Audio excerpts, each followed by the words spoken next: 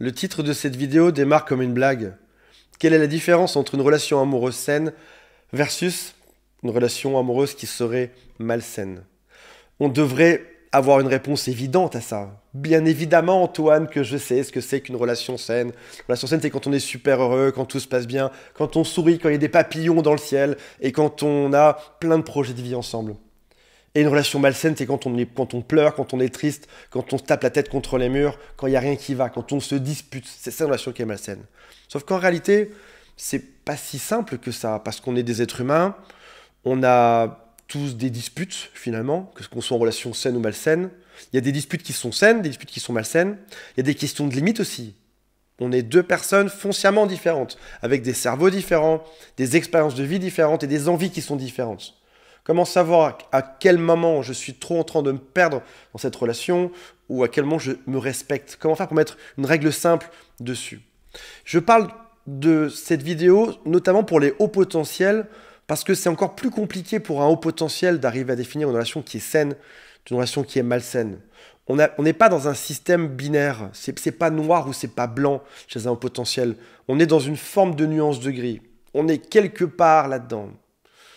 Mon copain me dit tel type de choses, mais je le comprends. Il est méchant avec moi, mais je le comprends parce qu'en même temps, il est fatigué et ça a été dur pour lui. Donc du coup, je peux accepter tel type de choses. Là, tu es dans une nuance de gris.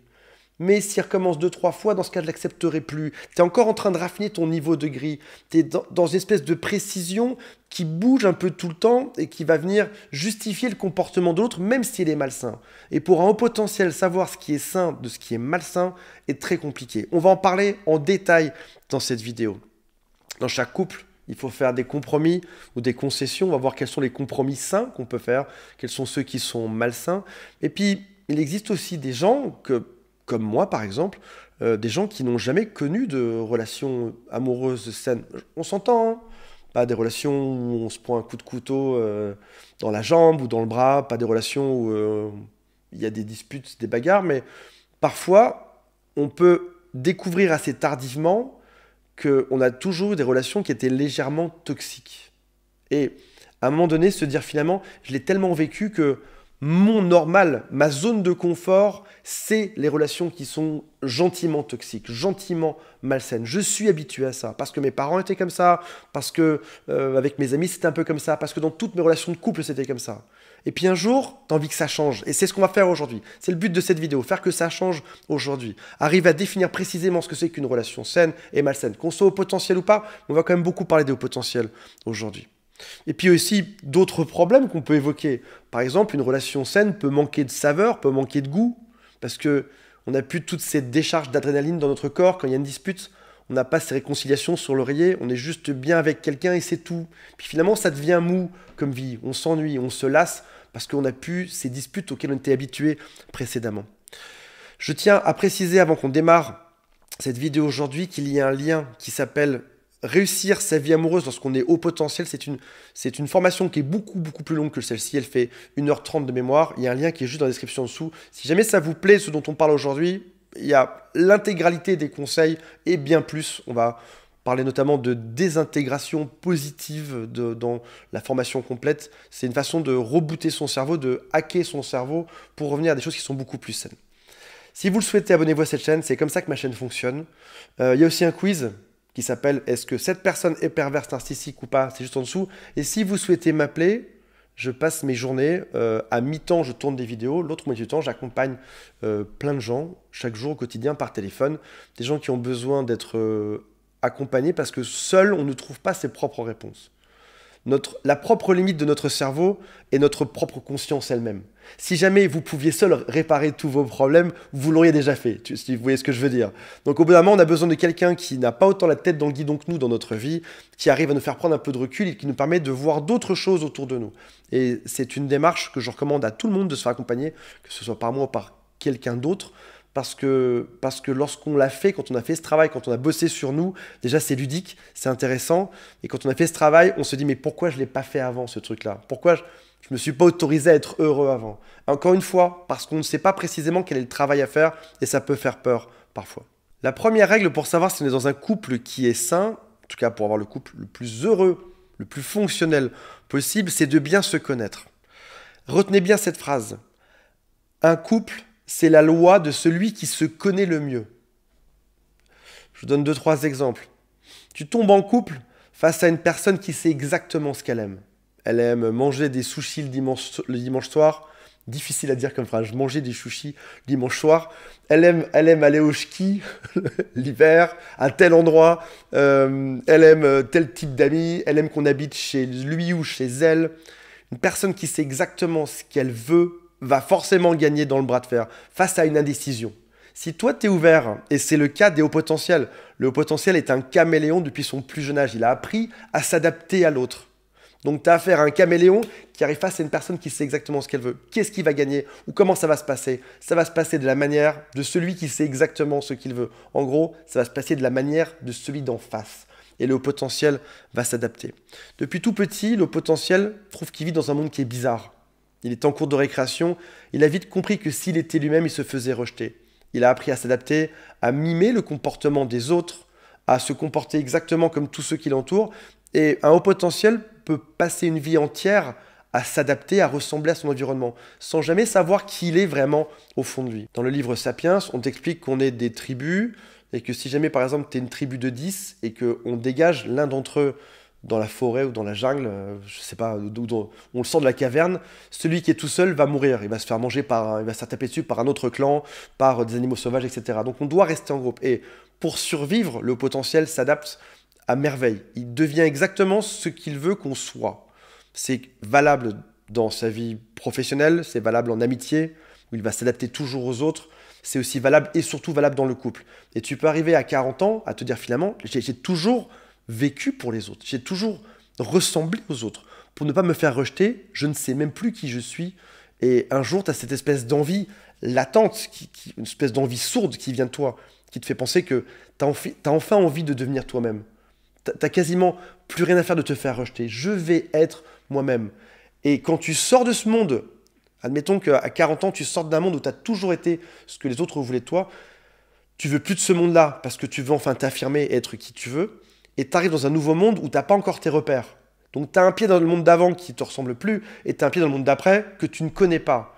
Savoir dire tes envies, savoir ce que tu veux, c'est quelque chose qui est compliqué. C'est quelque chose que tu n'as jamais eu l'habitude de faire. Tu aurais dû commencer à le faire à 4 ans, 5 ans, 10 ans ou 15 ans, mais tes envies sont toujours passées en second par rapport à celles des autres qui sont en face de toi. Quelques exemples. Chez qui on habite?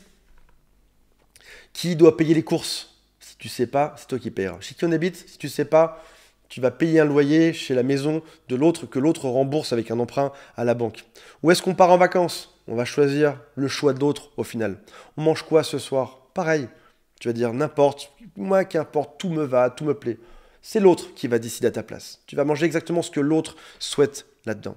Et donc, on peut en effet passer une vie entière à suivre les envies d'un autre. On pourrait même imaginer qu'un potentiel en fin de vie, 93 ans, s'éteigne, s'endorme doucement en se disant « Je n'ai été que le caméléon de la vie qu'on a voulu m'imposer, je n'ai fait que suivre les désirs des autres là-dedans, sans jamais savoir qui je suis. » Et un jour, tu peux te réveiller, qu'importe l'âge auquel tu te réveilles, et être en panique, te dire « Ça y est, je dois enfin m'affirmer, je dois enfin découvrir qui je suis. » Mais là, arrive à te poser ces questions, savoir ce que tu aimes vraiment, devient compliqué, devient une gymnastique mentale incroyable. Oui, mais je peux m'adapter à tout, je peux faire n'importe quel type de métier.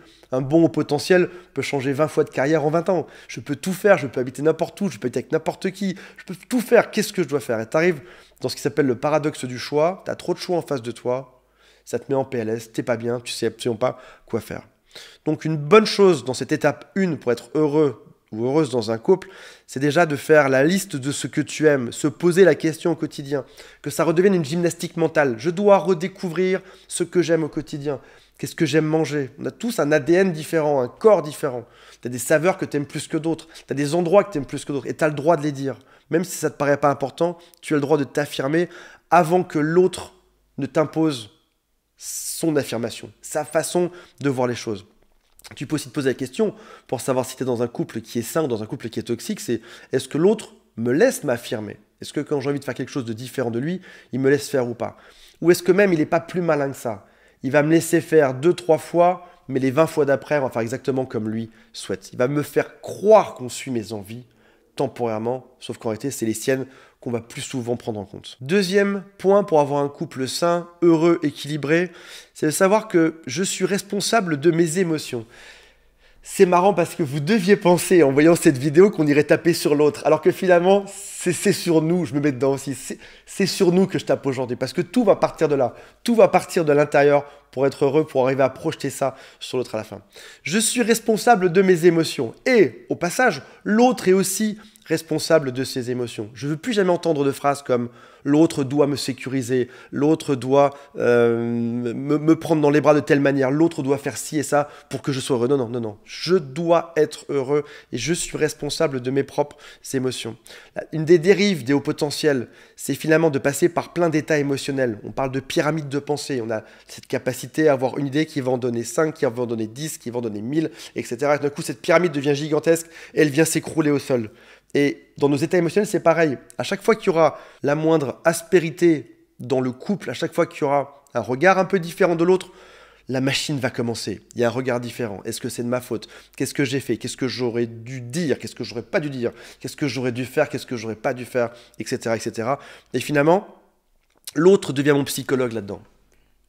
Tu te mets en panique tout seul, toute seule, et tu vas le voir et tu lui poses plein de questions. Pourquoi tu étais comme ça ce matin? Qu'est-ce qui se passe? L'autre avait peut-être juste envie de péter en réalité. Ça avait juste mal au ventre, ça allait pas trop, il fronçait les sourcils pour ça. C'était pas du tout en lien avec toi. Mais toi, tu t'es fait tout un tas de films et de scénarios dans ta tête. L'autre devient ton psychologue et tu deviens également le psychologue de l'autre. Tu réfléchis tellement. Bien sûr que tu as des millions de solutions à proposer sur Terre. C'est-à-dire que même face à un couple toxique, tu as cette capacité à rationaliser et à comprendre. Oui, certes, il se comporte mal avec moi, mais c'est parce que son enfance a été difficile. C'est aussi parce qu'il y a 6 mois de ça, son entreprise a fait faillite. Et c'est aussi parce que je sais qu'il a mal au ventre de manière régulière tous les lundis matins quand il va à son travail. Tu es en train de rationaliser, tu es en train de faire un film qui est en train de justifier pourquoi cette personne est tyrannique vis-à-vis de toi.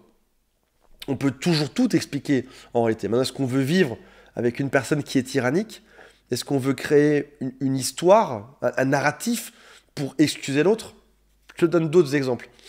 Mon mec est très copine et mon mec, alors, on va se prendre ça dans ce sens-là. On va dire que je suis une femme. Mon mec est très copain avec son ex-copine. Ils sont très copains, ils sont très potes tous les deux. Ils passent beaucoup de temps ensemble. Et je pense que c'est une bonne chose parce que si on est meilleur ami avec quelqu'un, ce n'est pas mon rôle que de les empêcher d'être ensemble. Ils doivent pouvoir se voir et se fréquenter si c'est fait dans le bon respect, etc. de l'un et de l'autre. Tu découvres 6 mois après qu'en réalité, ton mec couche avec son ex. C'est juste que tu as créé un narratif, tu as créé comme une espèce de pansement psychologique virtuel autour de l'autre pour excuser tout un tas de situations que tu n'aurais peut-être pas dû excuser depuis le départ. Tu aurais peut-être dû dire depuis le départ, toi mon coco, tu vas voir ton ex-copine, tu pars. Pas de ça dans la vie. C'est dur pour un potentiel de savoir dire ça, mais c'est quelque chose que tu peux dire, que tu as le droit de dire. Oui, mais Antoine, moi, dans mon intelligence, je suis capable de savoir, tolérer plein de choses, d'accepter. Est-ce que ça t'a aidé d'accepter toutes ces choses? Est-ce que ça t'a réellement aidé jusqu'à présent? Ou est-ce que ça n'a pas joué en ta défaveur? Parfois, devenir un nazi de l'amour, je dis ça, toute bienveillance pour un haut potentiel, on n'est jamais des... Haut potentiel est quelqu'un qui est souvent un bisounours, qui est souvent très gentil, mais est-ce que savoir s'affirmer un petit peu plus ne serait pas la bonne solution? Un autre exemple, partons sur cette idée, un autre exemple. Une histoire vraie, mais je vais juste transformer 2-3 choses pour pas qu'on puisse repérer la personne de laquelle je parle. Une femme donne tout. Une femme donne tout à la maison. Tout pour son mari. C'est elle qui travaille, c'est elle qui ramène l'argent à la maison, lui ne bosse pas. C'est elle qui s'occupe des 3 enfants, c'est elle qui fait le ménage le soir, c'est elle qui va faire à manger, c'est elle qui fait les courses, c'est elle qui fait tout. Son mari est juste posé dans le salon sur son canapé. Et un soir, elle lui dit « Mon chéri, Jean-Pierre, mon chéri, je sais pas pourquoi il y a toujours un Jean-Pierre, Jean-Charles, Jean-Claude, mon chéri, est-ce que tu peux m'aider à venir t'occuper un peu des enfants le temps que je finisse de faire la tambouille pour ce soir ?» Jean-Pierre se lève et lui fait ce qu'on pourrait appeler un spectacle, une scène pendant 5 minutes. C'est toujours pareil avec toi. Tu vois bien que j'essaye juste de me reposer parce que tu sais que je suis fatigué en ce moment, parce que j'ai été malade dernièrement. J'essaye juste de me reposer devant la télévision et tu me parles en m'agressant, en me disant que je dois venir m'occuper des enfants. La femme dit non, c'est pas que tu dois, c'est que tu pouvais si tu souhaites. Et en plus, tu sais même plus ce que tu m'as demandé, c'est ça que tu... Eh ben, tu sais quoi, ça m'énerve ça. Jean-Charles, Jean-Claude tape de la main sur la table, il descend les escaliers, il va dans le troquet du coin, boire un verre avec ses copains, s'amuser pendant une demi-heure. Il rigole, hein, et il remonte, il refronce ses sourcils et il se repose devant la télévision. Il sait très bien qu'en faisant ceci, il s'est acheté 15 jours de tranquillité. Pendant 15 jours, sa femme lui donnera rien. Parce que sa femme, au potentiel, se dit « Oh, en effet, mon Jean-Charles, c'est vrai qu'il était fatigué, c'est vrai qu'il était malade il n'y a pas très longtemps de ça. Et puis, c'est sûrement du stress de ne pas avoir de boulot, de ne pas trouver, il doit chercher, mais il ne doit pas trouver de travail, etc. » Elle est en train de rationaliser ou de justifier un mauvais comportement. Le comportement était délirant, elle est en train de le justifier à tort. Au bout d'un moment, c'est savoir dire stop. Je suis responsable de mes émotions, tu es responsable de tes émotions. On va chacun gérer notre propre vie, on sera dans la non-agression. On en reparlera dans quelques instants. Et puis, parfois, si jamais c'est pas l'autre qui est ton psychologue, c'est son groupe d'amis ou ton groupe d'amis. Parce que ces tout petits problèmes deviennent gigantesques dans ta tête. Tu as cette capacité à être une machine à rumination. Tu aimerais juste que ton cerveau se coupe et s'arrête quelques secondes. Mais non, tu n'y arrives pas, il faut toujours que tu y penses. Un partenaire amoureux, c'est juste un partenaire amoureux. Il y a, je ne sais plus quel psychiatre américain disait récemment, on attend de l'autre qu'il soit notre meilleur ami, notre meilleur acteur de film pour adultes, notre meilleur compagnon de voyage, notre meilleur cuisinier, le plus beau, le plus gentil, le plus patient, et qu'en plus ce soit mon psychologue à temps plein à la maison. Non, enlève des rôles à l'autre. Tu ne seras pas mon psychologue. Si j'ai un problème, j'appelle un coach, un thérapeute, j'appelle Antoine, j'appelle un psy dans mon quartier, je me sors, mais c'est savoir enlever certaines émotions de la responsabilité de l'autre. Et pareil pour l'autre. Je suis responsable de travailler sur mes propres émotions et d'être heureux tout seul. Et il faut savoir aussi qu'être au potentiel, souvent, ça va avec une forme d'hypersensibilité auditive, à la chaleur, la vision, trop de lumière, ça marche pas, je sais pas si on voit, moi je cligne souvent des yeux parce que j'ai toujours les spots dans le visage et donc ça m'éblouit un petit peu.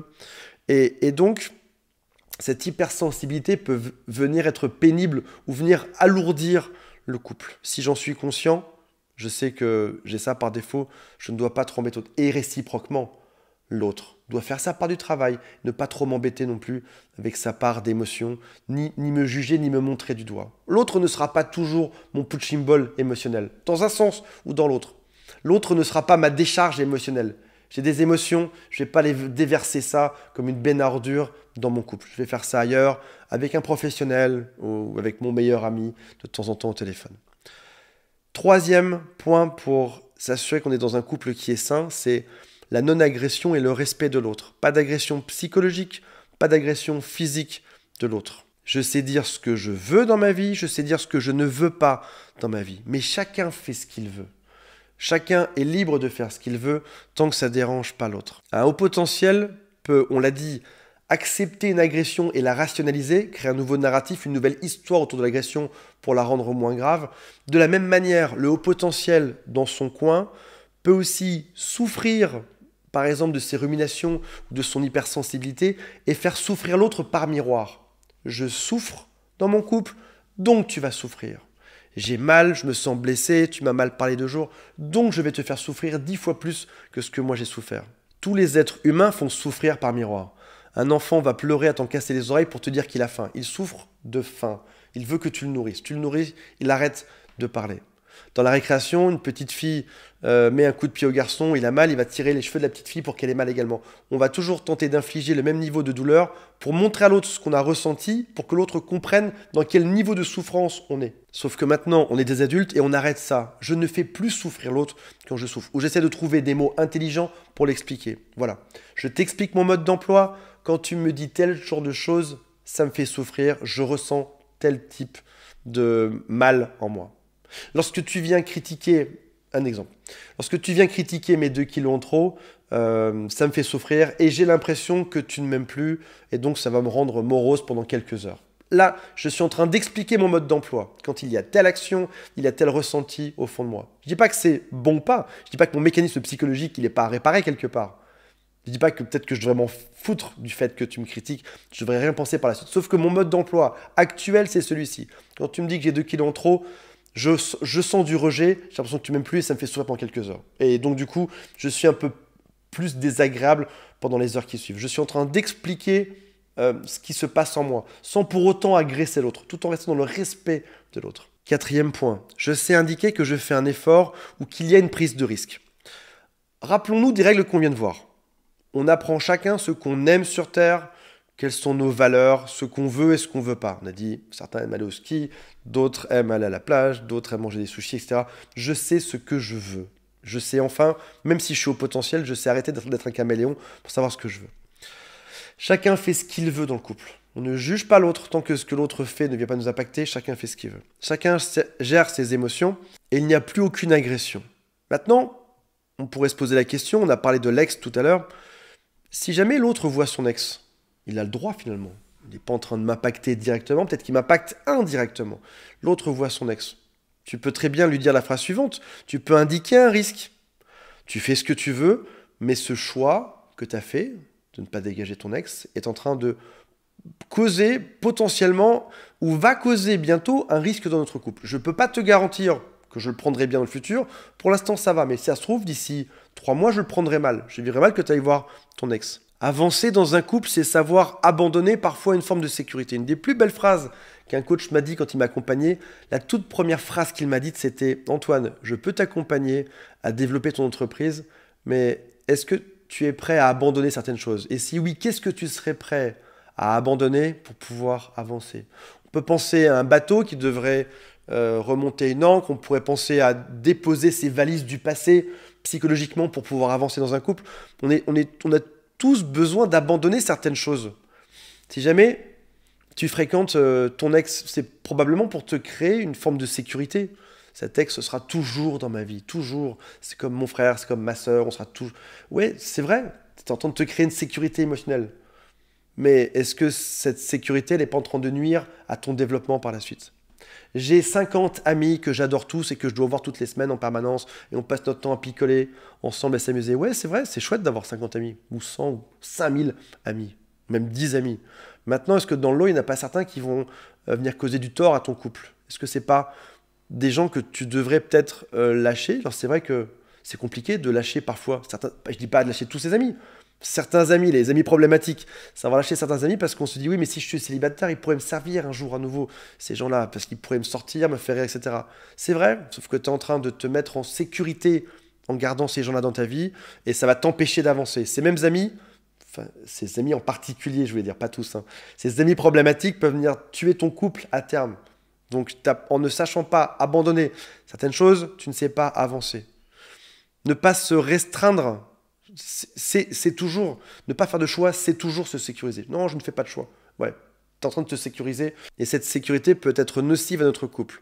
Donc oui, savoir indiquer un risque est quelque chose d'essentiel. Tu fréquentes ton ex, c'est en train de représenter un risque.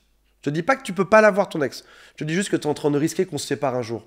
Non pas parce que tu irais coucher avec ton ex, simplement parce qu'un jour ton ex aura un mauvais conseil vis-à-vis de notre couple. Elle aura un mauvais conseil.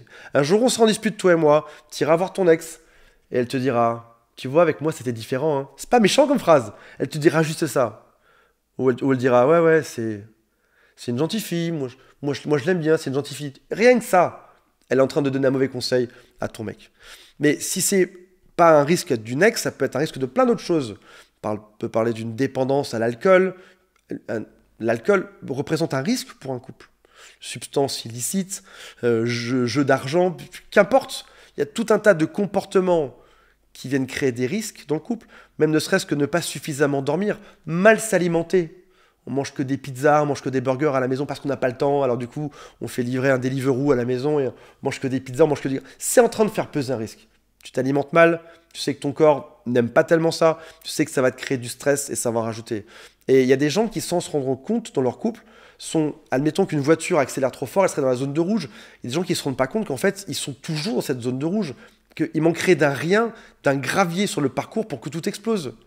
Tu fréquentes tes 50 copains au quotidien, il y a de l'alcool dans l'équation, il y a des substances illicites, on dort pas assez, on se nourrit mal, on est tout le temps fatigué, tu peux être sûr que c'est l'équation du drame. Dans quelques jours ou dans quelques semaines, il va se passer un drame, vous quitterez, tout simplement parce que statistiquement, vous avez mis plein de risques sur ce couple-là. On dit qu'un couple, c'est comme deux mains, où il ne faudrait même pas qu'il y ait une feuille de papier qui passe entre les deux pour venir vous écarter. Vous devriez être suffisamment fort pour qu'il n'y ait pas tout ça. Ça peut fonctionner. d'avoir 50 copains, d'être tout le temps bourré, de sortir, de faire la fête, de se comporter n'importe comment. Ça peut fonctionner pendant un temps. De même que, statistiquement, tu as peut-être 95% de chances que ça finisse par exploser. Et savoir l'indiquer à l'autre est une bonne chose. Parce que pour sortir de ce genre de comportement, souvent il faut être deux là-dedans. Il y a une autre notion qui est celle de l'effort, savoir indiquer un effort. On se dit oui, mais parce qu'on est ensemble, parce qu'on est en couple, je vais tout faire pour l'autre. Non, stop, tu fais un effort, tu l'indiques. Si jamais il aime la montagne et que toi t'aimes la plage, tu peux dire je n'aime pas la montagne, mais je fais l'effort de venir avec toi, parce que peut-être que ça me plaira. Je vais faire l'effort une fois de venir avec toi. Déjà, tu as indiqué que tu avais fait un effort.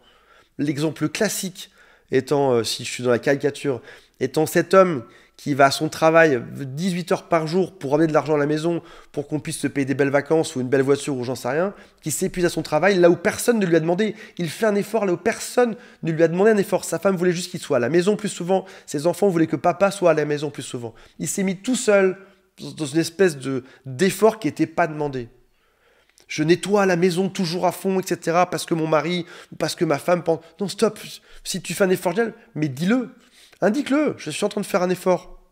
Indique quels sont les risques, indique quels sont les efforts. Tu verras que ça va totalement changer.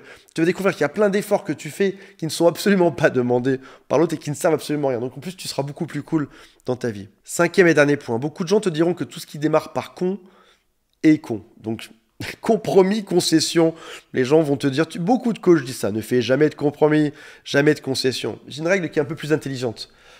C'est fais des compromis ou des concessions sur des détails, pas sur tes valeurs. Typiquement, choisir un restaurant ou un autre ne changera pas fondamentalement qui tu es sur Terre.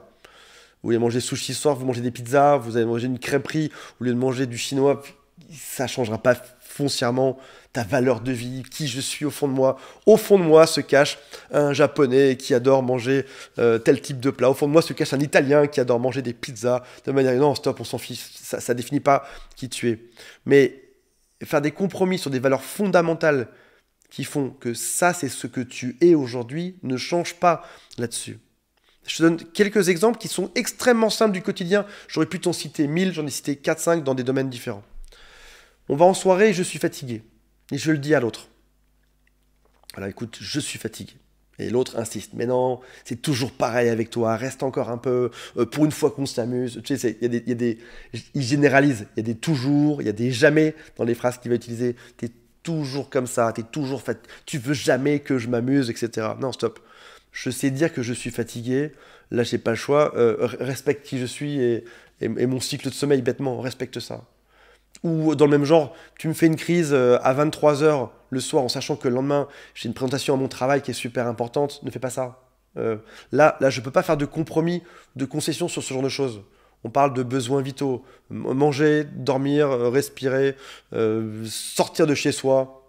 Ne me bloque pas la porte si je suis chez moi ou si je veux rentrer chez moi. C'est des choses de base. Ou même, parfois, je ne veux voir personne. Si je le dis, entends-le. Ça paraît bête. Oui, mais mes valeurs sont pas exactement ça, Antoine, mais finalement, c'est ce qu'on vit tous au quotidien. Autre type de valeur, parfois, l'autre peut te faire des critiques en te disant « c'est pour ton bien que je dis ça. T'as pris 5 kilos, mais c'est pour ton bien que je dis ça. » Ouais, sauf que quand tu le dis, t'as une espèce de sourire, ça fait 30 fois que tu le dis, je l'ai entendu, je me bats déjà pour que ça bouge au quotidien. C'est pas le bon moment en ce moment, peut-être que dans un mois, ce sera le meilleur moment. Je fais ce que je peux, j'ai entendu. Là, dans ce cas-là, la critique n'est pas constructive, elle est plus en train de me descendre qu'autre chose. Et c'est pas pour mon bien, là. C'est éventuellement pour ton bien à toi, pour un peu d'esthétique différente. T'as envie que je perde 5 kilos, je fais ce que je peux par rapport à ça. Ou par exemple, quand il n'y a pas de bienveillance. Pas de compromis, pas de concession sur les situations où il n'y a pas de bienveillance. L'autre te dit, si tu te comportes un peu plus comme ça, alors dans ce cas, je t'aimerai plus, ça se passera mieux. Ouh là, on arrive dans de l'amour avec de la logique, dans de l'amour conditionnel. Si tu te comporte de telle manière, alors je t'aime plus. Parfois, c'est pas dit de manière aussi directe, c'est souvent dit de manière beaucoup plus subtile que ça. Mais tu le comprends bien. Si tu perds 3 kilos, je t'aimerais plus. Si tu te comportes un peu plus comme si tu payes un peu plus de cadeaux par là-bas, alors je t'aimerais plus. On est sur des compromis qui n'ont absolument pas lieu d'être. L'autre te ressasse des soucis du passé. 1 fois, 2 fois, 3 fois. Stop. Le passé, il n'existe plus. Le passé n'existe plus, le futur n'existe pas encore. Ce passé, il s'est passé des choses. On était d'autres personnes dans d'autres circonstances. On a co-créé des situations à deux qui avaient un sens à l'époque par rapport à ce qu'on vivait. Stop, c'est fini. Si tu n'es pas capable de laisser tomber le passé, que l'autre te le rabâche toujours dans ton couple, c'est qu'il y a un esprit malveillant. C'est qu'il y a une envie de te culpabiliser sur quelque chose et on n'est pas dans quelque chose de très bon.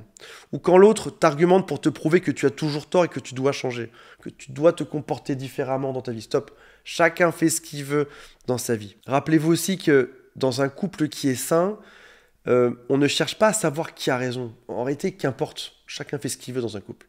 Personne n'a tort ou raison. Il n'y a pas de vérité absolue sur la vie. Si quelqu'un arrive dans une pièce, ouvre la porte et te dit « j'ai compris le sens de la vie », ce sera faux. Quoi qu'ils te disent derrière, quelle que soit la phrase, ce sera forcément faux. Chacun met le sens à la vie qu'il souhaite. De même qu'au quotidien, chacun fait ce qu'il veut tant qu'il n'est pas en train d'empiéter sur l'autre. Il est toujours plus intéressant d'être l'observateur du comportement de l'autre que de chercher qui a raison. Lorsqu'il y a un problème, comment se comporte l'autre? On ne cherche pas à savoir qui a raison, hein. On ne compte pas les points, on s'en fiche. Hein. Ce serait faux en plus. Regarde juste comment est-ce que l'autre se comporte quand il y a un problème. Et tu auras probablement beaucoup plus d'indications sur à qui tu as affaire que si tu cherches juste à compter les points. Voilà mes amis, je vous rappelle qu'il y a la formation complète qui doit durer 1h30, qui est juste en dessous, qui s'appelle « Comment réussir sa vie amoureuse lorsqu'on est au potentiel », qui parle de plein d'autres sujets différents. On ne parle pas de ce dont on a parlé aujourd'hui, c'est plein d'autres sujets. Et notamment, ma partie préférée, c'est sur le reboot du cerveau pour trouver enfin un immense apaisement dans ce genre de couple. J'espère que ça vous intéresse. On se retrouve prochainement. Salut à tous, bye.